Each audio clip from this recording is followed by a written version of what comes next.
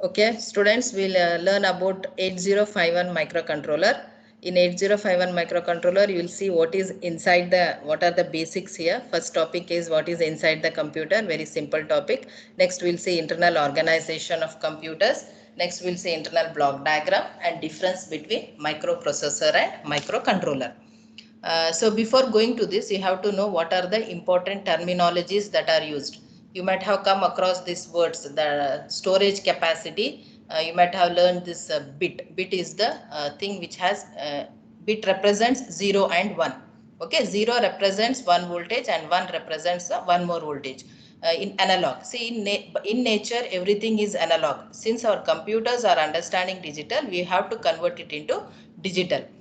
So 0, somewhere a range from 0 to 1 volts, we call it as 0 volts, 0, digital 0, and from above nearly 5 near to 5 to 6 volts, we call it as digital 1. So 0 and 1 represents voltage. You have to remember that. There is nothing like symbol like 0 and 1. It represents two different voltages. And here transistors are used to store this voltage. That is important thing. We use transistors to store 0 and 1. And whatever data is there in your mobiles, in your systems, everything is stored in terms of zeros and ones of different voltages. Whatever you send, okay, the machine will understand only the zeros and ones. When these 8 bits, this 0 and 1, when 8 bits come together, we call it as byte. When 4 bits come together, we call them nibble. When 16 bits, we call it as word. And our kilobyte represents 2 power 10 byte, mega is 2 power 20, giga is 2 power 30. You might have seen, no, megabyte, gigabyte is the storage capacity. That is how they use that word. And terabyte is 2 power 40. It is nearly over 1 trillion bytes. 1 trillion bytes are used there. This is the storage capacities of different devices that are designed using transistors. That you have to remember. Here transistors are used to store the data, and 0 and 1 are nothing but the voltages. So when our machine will understand only these zeros and ones, but for us, the users or the engineers, it is tough to write everything in terms of zeros and ones. So they have gone with a language like assembly language. First they went with the assembly language, where some important codes will be used. For addition, they will write as ADD, for subtraction, SUB, for multiplication, MUL. Some codes, some small codes will be written, so that it will be easy for that person to write the program. Then these codes need to be converted to machine language, because machine will not understand our assembly language. So a assembler will be used. Assembler is also a software program only.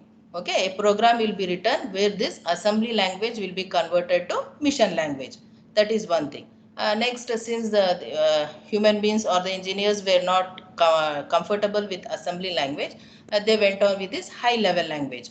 This is very much English like language, where we'll use all these statements. If else, okay, if condition, else condition, next for loop will be used. All that is written in very simple English language, where some logics will be used. And again a compiler is again a software which converts this high level language to mission level language. This mission language is always the zeros and ones.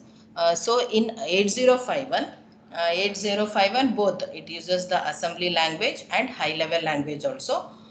You have in your syllabus both. In first two models will be studying assembly, next will be parallelly studying assembly and embedded C. Embedded C you might have heard. Okay, that both the languages will be used for your learning 8051. And our 8051 is a 8-bit microcontroller. Okay, every data moves in terms of 8 bits, that is 1 byte. Okay, that terminology you have to remember, that we'll be using very much in the coming classes.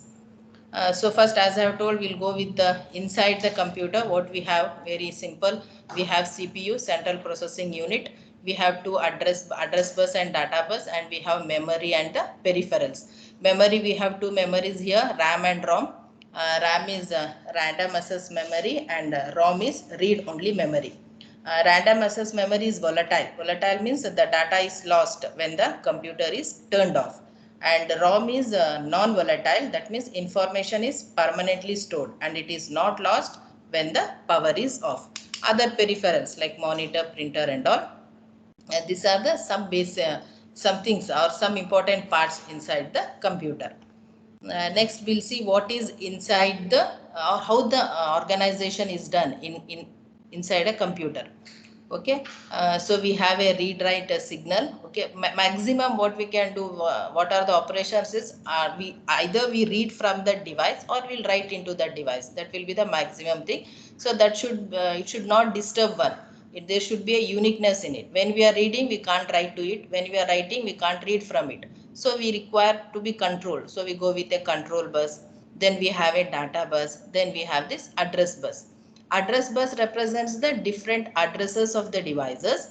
Data bus is the bus which carries the data. Control bus will control the which device, for which device the data should be written, from which device the data should be read. Again, I am mentioning everything will go in terms of zeros and ones, where 0 and 1 represents different voltages that will be used to control these devices. Okay, central processing unit will take the data from RAM, then it will process it. Processing means it can be anything. It can add, it can subtract, it can multiply depending upon the condition, depending upon the signal given to it, the operations will be done.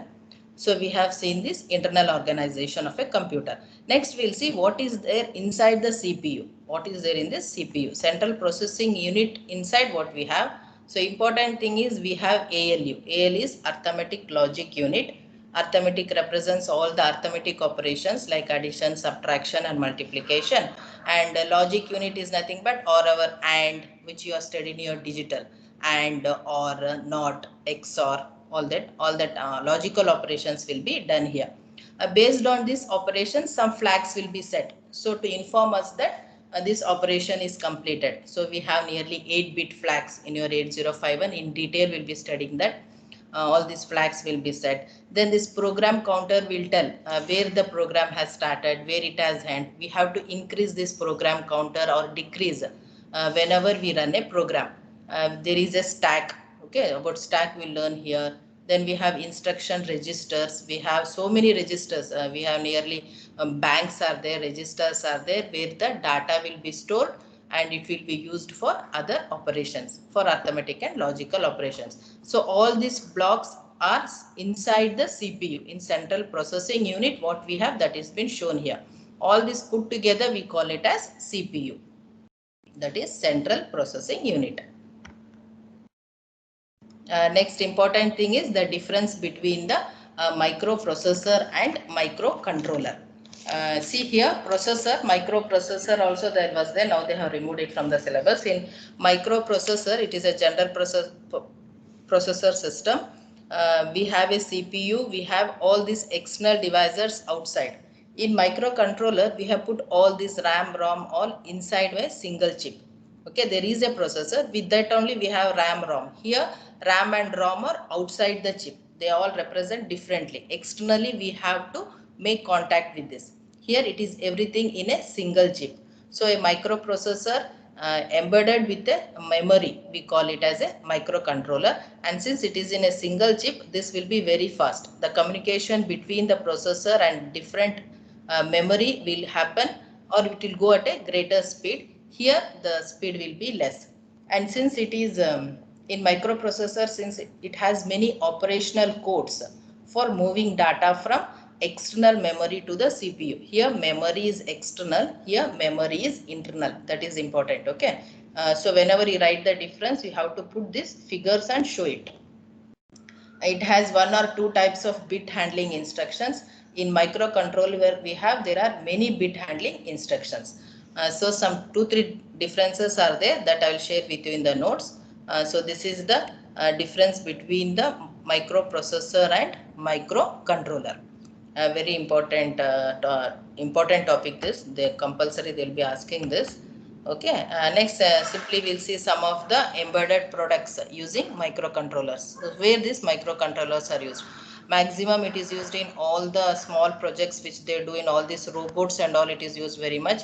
And in your mobile phones it is used, in your TV remote controls, in all the systems we use, in video games. Okay, in video games, in cellular phones, musical instruments, sewing machines. Wherever the controlling is done, the controlling of the device, opening or closing of the valves, okay, then movement of the hands in the robots and all, then in cameras, all this which where automatically many things are, automation is very much now, for all that this microcontrollers will be used, where a program will be written and it will be given instructions to when it should be on, when it should be off, all that instructions will be given. All that programming you will learn in detail in complete all the 5 modules which we have in your syllabus, that will be dealt very in detail, it will be dealt. Okay, it is used in instrumentation system, in transmission control, in cellular phones. All these are the different applications of microcontroller. So learning this subject will help you to become perfect with this. All this you can do some mini projects here which will help you to improve. Okay, I hope you have understood now. Thank you. Thank you, ma'am. Any doubts you have?